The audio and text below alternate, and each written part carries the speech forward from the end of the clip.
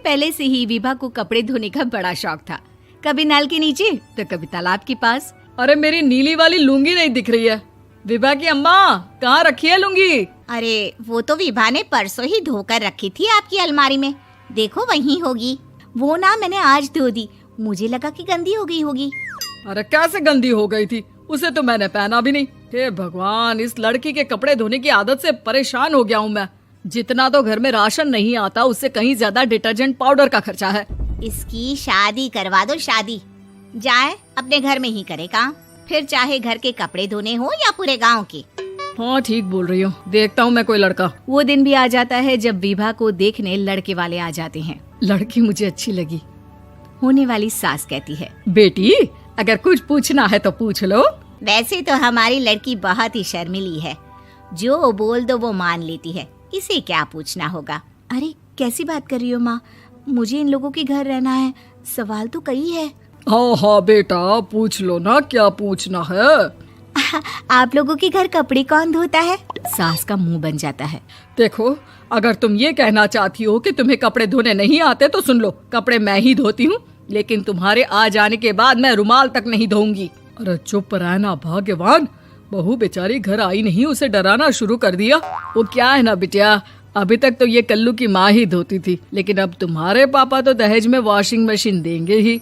तभी विभा की माँ बोल पड़ती है, सवाल भी पूछा तो क्या। वैसे भाई साहब, मशीन की तो फिर भी कपड़े धोने की कैपेसिटी होती है। मतलब जो बिटिया दे रहे हैं ना विभा, इसे कपड़े धोने का बहुत शौक है। ये आप लोगों के क्या, आस पड़ोस गांव मोहल्ले सबके कपड़े धो दे और उफ तक ना करे। बाहर देखा नहीं आपने कितने कपड़े सूख रहे हैं? सब हमारी बिटिया ने ही तो धोए हैं। बस भी करो ना माँ, शर्म आ रही इतनी तारीफ सुनकर। और तो और एक दाग निकाल कर दिखाओ तो मान जाऊं। हाँ अच्छा अच्छा, माफ करना बेटा, मैंने गलत समझा। हमें तो रिश्ता बहुत पसंद है। और ऐसे जुड़ जाता है रिश्ता कपड़े धोने का शौक रखने वाली विभा का। उसकी शादी हो जाती है कोयला फैक्ट्री में काम करने वाले कल्लू के साथ। शादी के बाद अचानक विभा चिल्लाती हुई सास के पास आती है। सासू माँ, अरे सासू माँ कहाँ है आप? ये तो धोखा है, धोखा दिया आप लोगों ने मुझे। इसे ससुर के चक्कर के बारे में पता चल गया। अरे तो उसमें तुझे क्यों धोखा मिला है? अरे नल में पानी नहीं आता, कपड़े कैसे कब धुलेंगे? अच्छा अच्छा, तू पानी नहीं आ रहा उसकी बात कर रही है। तो आपने क्या सोचा? कुछ नहीं। अच्छा, तेरी माँ ने कहा था कि कपड़े धोने का शौक है तुझे, याद आया मुझे। शौक शौक बोलकर कपड़े धोने वाले मेरे जुनून को कम ना आके सासू माँ, कपड़ा धोना मेरा गुरूर है। तभी पति भी वहाँ आ जाता है। अभी अभी मैंने इसे सनी देओल की फिल्म दिखाई है, उसी के डायलॉग मार रही है माँ। अच्छा सुन, साफ साफ बता रही हूँ, पानी सुबह 4 से 6 और शाम को 10 से 12 आता है, समझी? विभा टाइमिंग सुनकर हैरान हो जाती है। ये क्या भूतों का मोहल्ला है? सुबह 4 बजे उठकर कौन कपड़े धोता है? 4 बजे टंकी में पानी जाता है, फिर सारा दिन धोना ना, किसने मना किया? अरे कैसी बात कर रही हैं? 200 लीटर की टंकी में कितने कपड़े धो लूंगी मैं? सुबह ही उठ जाऊंगी मैं। अब क्या था, विभा सुबह 4 से लेकर रात के 12 बजे तक कपड़े ही धोती रहती। एक रोज सास पड़ोस से निकलकर कहीं जा रही होती है कि साथ वाली कहती है, हाँ कल्लू की माँ, जरा ये बताओ कि 2 साड़ी है, 2 ब्लाउज और एक पेटीकोट और एक नाड़े वाला लंबा कच्छा। हाँ तो? अरे तो क्या, कितना लोगी धुलाई ये बताओ। धोबन दिख रहे हैं हम क्या? हमारे पति सरकारी नौकरी से अभी अभी रिटायर हुए हैं और बेटा सुपरवाइजर है कोयला फैक्ट्री में। धोबन समझ रखा है हमें।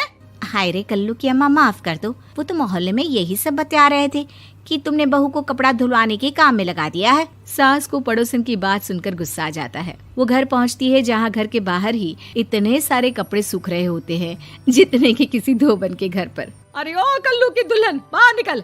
माँ जी यहीं आ जाओ, बाथरूम में चादर धो रहे हैं हम। अरे अभी हम धोते हैं, तुमको बाहर निकलो। ये आस पड़ोस वाले बोल रहे हैं कि हम बहू से कपड़े धुलवा धुलवा कर उसे कपड़ा धोने वाली बना दिए हैं।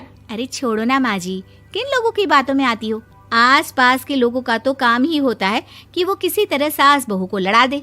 बहू सारे घर के कपड़े धोती है, ये क्या कम है? बोलिए। सास को भी लग जाता है कि वो बहू का ये सनकीपन नहीं छुड़वा सकती, इससे अच्छा है कि खुद ही चुप हो जाए।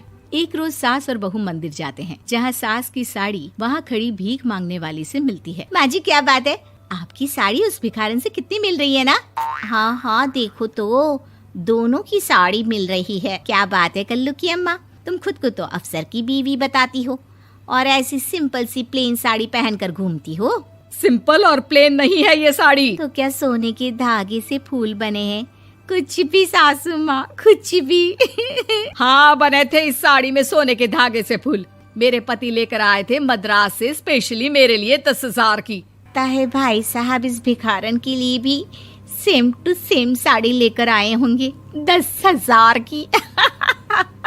सास उस वक्त तो कुछ नहीं कहती, लेकिन बहू के साथ घर आती है और अलमारी से एल्बम निकाल कर लाती है। ये साड़ी देख रही है, ये वही साड़ी है जिसे मैंने अभी पहना था। इस साड़ी में ये जो चमकदार फूल दिख रहे हैं ना, ये सोने के धागों से काढ़े गए हैं।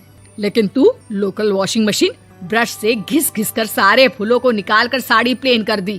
मुझे माफ कर दीजिए सासू माँ। और तो और, जब मैंने तुझे तेरी गलती के लिए कुछ नहीं कहा, लेकिन तूने तो सबके सामने मेरा मजाक ही बना दिया। क्यों? बहू को समझ में आ जाता है कि अब से उसका कपड़े धोना बंद।